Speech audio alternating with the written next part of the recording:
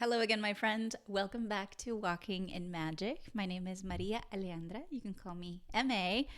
I am your resident creatrix, medicine woman, witch, mother, wife, daughter, caregiver, sister. Who are you? All of these things as well. Welcome. So, what do we do in this channel is we walk in magic, we create new worlds, we tap into our intuition, and we do things that help us align with our purpose and our passion.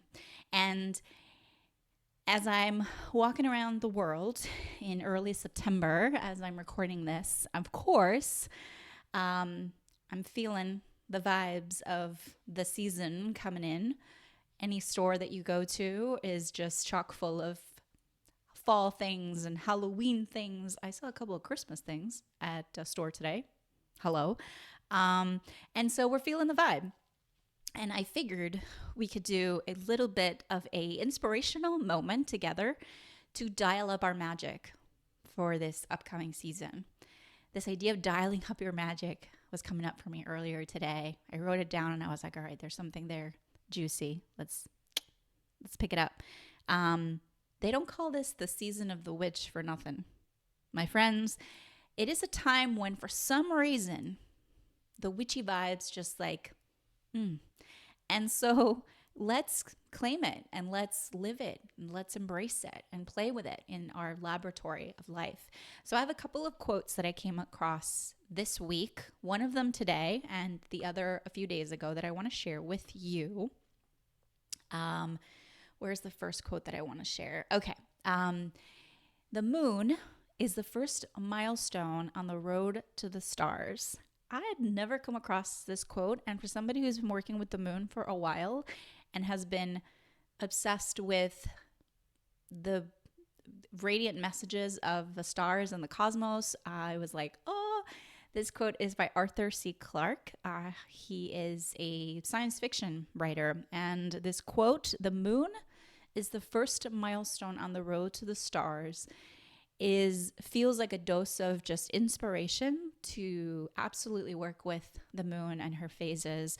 I love working with new moons and full moons. I think it is the gateway, the entry point to really amplifying your intuition and what I call your liminal listening when you're in that liminal space, to working with her to reach towards your aspirations in a way that feels very aligned with your soul. Not just going for success for the sake of doing what other people want you to do, but really tapping into who you are, your authentic self. The moon can be such an incredible ally for that in her different phases. And wherever she is in the zodiac, it creates this beautiful, almost like magical prescription for you to lean into something with a new moon, open up, a fresh canvas, or to release and let something go with a full moon. And the next new moon, as of this recording, is going to be in Virgo.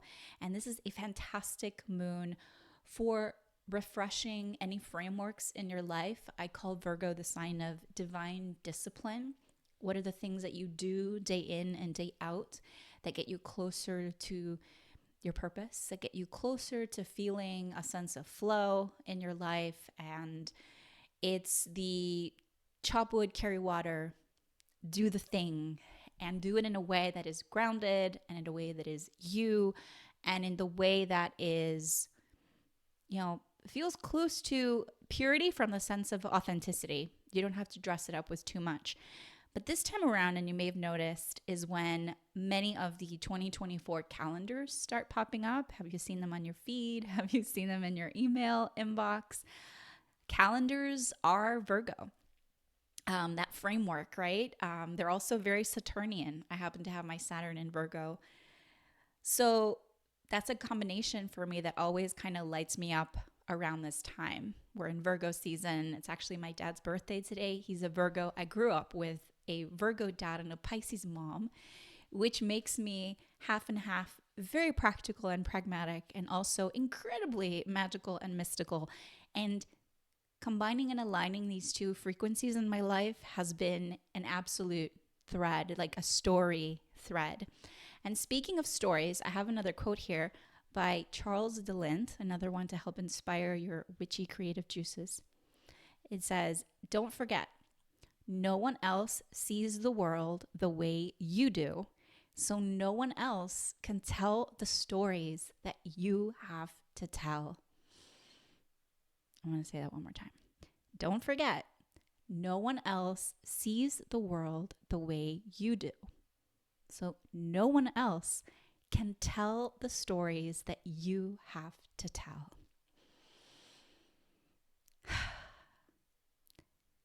What are the stories that you have to tell? How do you want them to come to life?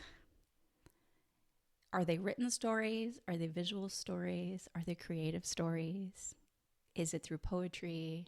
Is it through some tactile art form? Maybe journaling? Perhaps you want to tell new stories to your children or the kids around in your world. Perhaps you want to tell yourself a whole new story. Rewrite the story of how you thought your life had to be and write a whole new story of how you want and you desire your life to actually be. Go from the conditioned self to your essence. The conditioning of, I am writing my story to please somebody else, to I am writing my story to walk my own path. And this time, this very witchy, liminal time of the year, as we get deeper into the darkness, as we get deeper into the shorter days and longer nights, the quiet of transitioning in the Northern Hemisphere, at least from summer into fall, and feeling into what that brings us. There is a cocooning that can happen, and a cocooning that will bring us forth into a place of transformation. And what's really beautiful about this time is it's about deep metamorphosis and transformation. And when you lean into it, and you lean into points of time like the equinox and certainly the eclipses that are happening mid-October forward, that's a time of great transformation. But what makes it extra potent is that because you are in this very liminal space, you can really go to places intuitively that maybe you didn't have access to the rest of the year. It's very interesting how the dynamics of the cycles of the year and your own energy frequencies shift. And it takes walking on this path and walking in magic and noticing these things for a period of time for you to fall into a rhythm where you're no longer guided by these external milestones and guideposts, but you're guided by something deeper. And then you can align it with those external milestones and guideposts and moments in time that are marked collectively. And it is in that synchronicity that you can really amplify your creatrix consciousness, this way that you move about the world, creating your reality, creating, accepting, receiving, and dialing up your magic. So I hope this season for you brings you to a choice point where you can really dial up your magic, where you can really look at what are the practical things that I can weave into my life. The new moon in Virgo is fantastic for that. Practical new commitments, habits that I can breathe and weave into my life that will get me closer to my essence, my magic, so that I can move about the world with a deeper sense of freedom and understanding of who I am. No longer bound by perfectionism or external validation. These things can always creep up, and they will, but more and more you will notice a different voice speaking to you, your own voice, not the cacophony of voices that might be like swirling around all the time around you. It takes work to go there. It takes a moment by moment honoring of you as a divine channel of your own creations in life. You didn't come here to channel anybody else's work. You came here to channel your own. So let's all intend to have the courage to channel our work with joy and optimism and vulnerability. If you're called to do the shadow work, do the shadow work. Notice whatever is coming up that keeps like knocking on the door. That might be part of your calling. I've always said it's called a calling because it's not going to stop calling until you answer it. Cheesy, but true. So whatever keeps calling at you, that is part of your calling, it's a good time to pick up the phone and ask, what do you want from me? Who could I become in the quest for bringing this calling through and into fruition and into form? That calling, that light into form. That is like creatrix, there's certain things that just fall in the realm of you are creating the world that you desire to exist in, both for yourself and for other people. So what is that? And go there. I know I go. The more you can shorten the gap between your knowing and your going and your action, the more you will flow. The more you do that, it requires a lot of experimenting. Again, being in the laboratory of your life. I always call it that. And don't forget that no one else sees the world you do, so the way you do, so no one else can tell the stories that you have to tell. And working with the moon as a conduit for that is really great way to get started if you're curious about how to begin. So this is a time of the year where if there was ever a time to dial up your magic and to tiptoe into the witchy spaces of your soul, just embrace it. Experiment with it. There's so many ways that you can project and share your own cosmology.